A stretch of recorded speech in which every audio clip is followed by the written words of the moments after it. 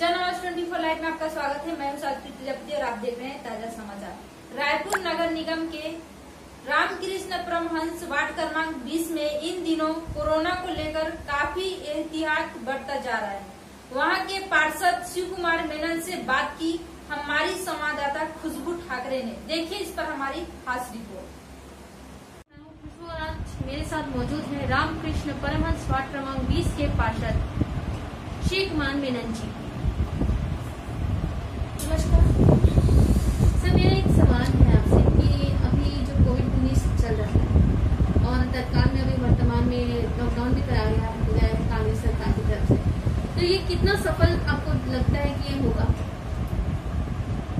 देखिए, निश्चित रूप से कोविड-19 हम सबके लिए बहुत एक बड़ी समस्या है, वैश्विक बीमारी है और इसका जो प्रकोप है पूरे देश के अंदर में, पूरे विश्व के अंदर में महसूस किया जा रहा है कि लोगों को जनहानि तो हो ही रही है, आर्थिक रूप से भी, अन्य माध्यमों से, सामाजिक हर रूप से आम जनता को एक तकलीफ पहुंचाने वाली व्यवस्था है। जब तक इनका टीकाकरण की व्यवस्था नहीं हो पाती, जब तक एंटीडॉट्स नहीं आते, तब तक ये लड़ाई जारी रहेगी और इसमें हम सबको मिलकर संघर्ष करना है। रही बात व्यवस्थाओं की, केंद्र सरकार के स्तर पर, राज्य सरकार के स्तर पर, हर स्तर पर इसकी लड़ाई लड़ी जा रही है, नगर निगम के स्तर पर लड़ाई लड़ी जा रही है और प्रयास यही रहता है। विशेषकर मैं राज्य सरकार और नगर निगम की बात करना चाहूंगा कि बहुत अच्छे तरीके से राज्य सरकार में भूपेश बघेल जी की सरकार ने, टी.एस. सिंहदेव जी स्वास्थ्य मंत्री के सरकार ने, हम सब ने मिलकर और जो नगर निगम की परिषद ने अब तक जो एक व्यवस्था बनाई है, उस व्यवस्था के तहत पूरे शहर के अंदर में, पूरे प्रदेश के अंदर में कोविड के रोकथाम के लिए जो एक प्रयास किया गया था, जो तैयारियां की गई थी, वो सफल दिख रही। क्योंकि जिस तेजी के साथ बाकी अन्य जगहों पर कोविड का प्रसार हो रहा था, उसके अनुपात में छत्तीसगढ़ और रायपुर के अंदर में इसका प्रकोप कम है। हालांकि थोड़ा सा अभी बढ़ने की संभावना थी, वो भी प्रवासी मजदूरों के आने के बाद बढ़ी है, नहीं तो उसके पहले हम लोग बहुत सुरक्षित लग रहे थे। लेकिन जो अभी अब बढ़े हैं वो कहीं ना कहीं नियंत्रण में है और नियंत्रण के साथ साथ बहुत जल्द अगर हम सब थोड़ा सजग रहेंगे तो एक अच्छी व्यवस्था बन जाएगी और हम लोगों को जल्दी से कोविड को और इस कोरोना के प्रकोप को दूर करने में सहायता मिलेगी। सर, मेरा सवाल है दूसरा कि जैसे कि ये वार्ड है आपका, उस एरिया में अभी तक कितने कोविड पेशेंट मिल चुके हैं और कितने लोगों की अभी तक जांच हो चुकी है? देखिए, हमारे वार्ड में कोविड के पेशेंट्स की अगर बात करेंगे तो एक परिवार संदिग्ध हुआ था, उस परिवार की जांच की गई थी, कुछ दिन उनको रह गया था, पहला रिपोर्ट उनकी पॉजिटिव आई थी, 4 दिन बाद जब उनकी फिर से टेस्टिंग की गई तो निगेटिव आ गई। और इसलिए मेरे वार्ड को लगभग मैं अभी यही कहूँगा कि अभी तक हमारे वार्ड में कोरोना के कोई भी पेशेंट नहीं मिले हैं और लगभग वो स्थिति अभी तक दिख रही है।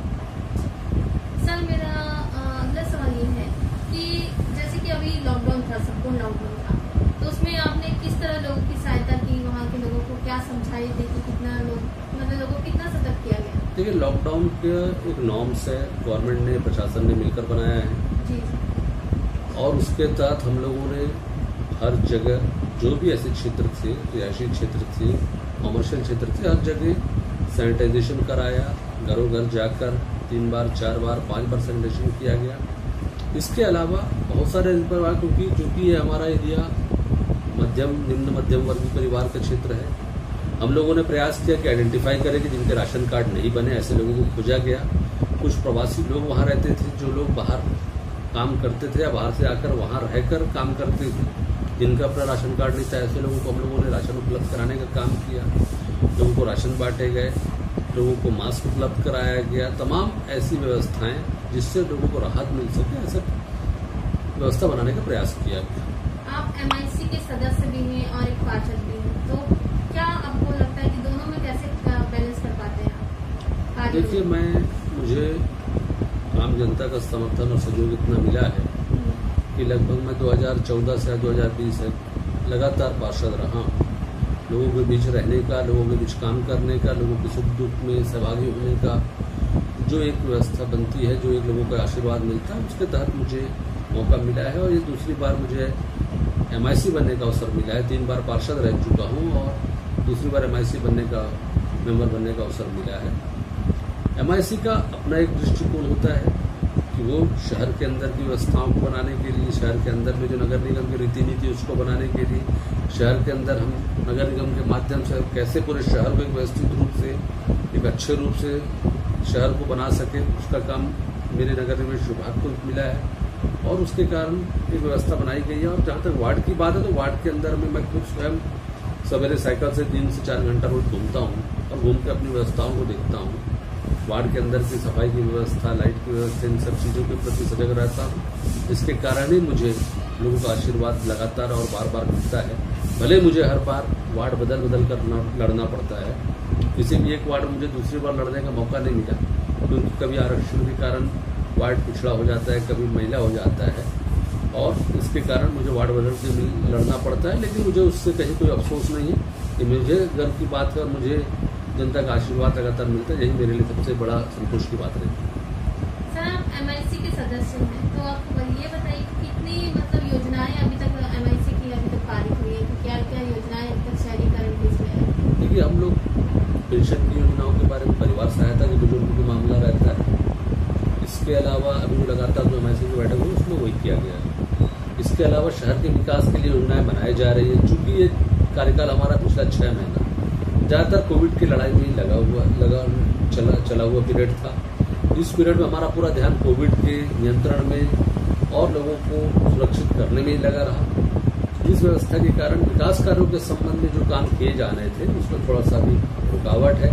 फिर भी जो लंबित काम है, जो वार्डों के अंदर में छोटे मोटे काम चल रहे हैं, जो बड़ी योजनाएं चल रही थी, वो सब अभी भी जारी है और लगभग हर स्तर पे वो काम चालू है। वार्डों के अंदर में काम हो रहे हैं, लोगों की आवश्यकताओं का काम कराने का प्रयास किया जा रहा है। सर, जो गोधन योजना अभी पारित लागू हुई है, उससे क्या लगता है कि क्या लाभ होगा हमारे छत्तीसगढ़ को और किसानों को? देखिए, गोधन योजना शायद विश्व और देश के अंदर में पहली योजना है, पहला प्रदेश है जो शासकीय स्तर पर जो गौ को, खासकर शहरी क्षेत्रों में हम लोग गौ माता को, भले ही लोग राजनीतिक कारणों से गौ माता की पूजा की बात करते हैं, गौ माता को सम्मान देने की बात करते हैं, लेकिन जिस प्रकार से गौ माता का संरक्षण किया जाना चाहिए या उनके अपशिष्ट जो हैं, चाहे वो गोबर के रूप में हो, चाहे अन्य चीजों के रूप में हो, उनको जिस प्रकार से सम्मान की आवश्यकता थी या वो चीज आज तक किसी सरकार ने नहीं किया प्रदेश के अंदर में। भूपेश बघेल जी की सरकार ने इस महती योजना को लागू करके आज तक जो शहर के अंदर एक वातावरण बनता था गौ माताओं के प्रति, अन्य पशुओं के प्रति एक खिलाफ वातावरण बनता था कि लोगों को लगता था कि भाई ये गंदगी कर रही है, शहर खराब करती थी, उस व्यवस्था को बदला और बदलने के साथ साथ आज गोबर को जब 2 रुपए किलो खरीदने का सरकार ने घोषणा की है, तो आज शहर के अंदर में हम लोगों को पूरा विश्वास है कि गोबर के रूप में ये कई लोगों ने इसको दूसरा मुद्दा बनाने का प्रयास किया, लेकिन ऐसा कुछ नहीं है। गोबर के रूप में जो शहर के अंदर में जगह जगह गंदगी दिखती थी, उसको सहेजने का, उसको खाद बनाने का, उसको इकट्ठा करने की जो व्यवस्था बनाई गई, वो अपने आप में शहर को एक अच्छे साफ और सुथरे रूप में लाने का एक प्रयास रहेगा। ये ऐसा हम सबका मानना है। सर, मेरा अंतिम सवाल है, जैसे अब लॉकडाउन खत्म होगा उसके बाद क्या आप अपने वार्ड के लिए और क्या नई योजनाएं क्या आएंगी उसके बाद? देखिए, लॉकडाउन अपनी जगह है। जैसे मुझे मेरे वार्ड के अंदर में बहुत सारी जगह पाइपलाइन बदलनी थी। आज साईनाथ कॉलोनी, कोटा कॉलोनी, भवानी नगर ऐसे क्षेत्रों में जहाँ पर नालियों से पाइपलाइन गई हुई थी, खराब GI की पाइपलाइन थी जो खराब हो चुकी थी, जहाँ लीकेजेस बहुत होते थे, उन सब लाइनों को बदलने का काम, पिछले 1.5-2 किलोमीटर का पाइपलाइन बदलने का काम मेरे पिछले 3-4 महीने के मैंने करा दिया। इसके अलावा बोरिंग के माध्यम से वहाँ पर दुर्गा पंडाल मैदान, सामुदायिक भवन, मंगल भवन, सतनामी पारा आदि स्थानों पर बोरिंग कराकर वहाँ लोगों को पानी की जो व्यवस्था बनानी थी वो बना के उनको पेयजल की व्यवस्था बनाई गई। इसके अलावा टीचर्स कॉलोनी में नालियों की बहुत बड़ी समस्या थी, वहाँ पर लाइट की समस्या थी, लोगों को बहुत साल से इस परेशानी को झेलना पड़ रहा था, लेकिन उन नालियों को बनाने का काम शुरू करवा दिया गया है, जो आज भी काम चालू है। इसके अलावा उस क्षेत्र के अंदर में कुछ साईनाथ कॉलोनी के अंदर में लेआउट बनाने का काम था, जो मेरे पिछले कार्यकाल के बाद से अब तक लंबित पड़ा हुआ था। उस लेआउट बनाने के कार्य को आगे बढ़ाया है। वृहद स्तर पर वृक्षारोपण कराने का काम मेरा अभी भी जारी है। लगभग 400 से 500 पेड़ मैंने अभी इंदिरा नगर, तालाब पार ऐसे क्षेत्रों में लगवाया। तालाब पार क्षेत्र में लोगों को भागीरथी नल लगवा कर देते हैं। इसलिए तमाम ऐसी चीजें हैं जिसके लिए कोविड या कोई और अन्य चीजें हमारी रुकावट नहीं बनती है। मन में इच्छा शक्ति हो तो जरूर ये सब काम होते हैं और मैंने लगभग इन सब कामों की शुरुआत कर दी और बहुत अच्छे तरीके से काम चल रहे हैं। हमारे साथ मौजूद थे रामकृष्ण परमहंस वार्ड क्रमांक 20 के पार्षद श्री कुमार मेनन जी। मैं जनआवाज 24 लाइव से खुशबू और मेरे साथ मौजूद हैं अमीन। कैमरामैन अमीन के साथ मैं कुछ हटा थे। जनआवाज 24 ताजा समाचार के लिए बने रहें जनआवाज 24 लाइव के साथ। हमारे चैनल को लाइक करें, सब्सक्राइब करें एवं बेल आइकन दबाना ना भूलें ताकि समय पर हमारी खबरें आप तक पहुंचती रहे। धन्यवाद।